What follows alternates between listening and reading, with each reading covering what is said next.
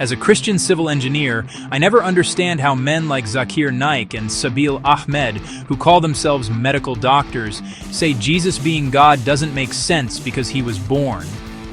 However, I know that when scientists struggled to find the square root of negative real numbers, they relied on complex numbers, or imaginary numbers, where the square root of -1 is equal to an imaginary number I. Only the framework expanded. But when God transcends human limits, suddenly it's illogical? That's not logic. That's inconsistency. God is complex and beyond our understanding capabilities. You're judging infinity with finite rules. Jesus is Lord, and there's no other God besides him. When he comes back, all eyes shall see him.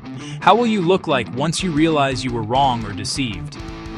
Like, share, subscribe on God's Kingdom TVR, and hit the bell for more videos notification.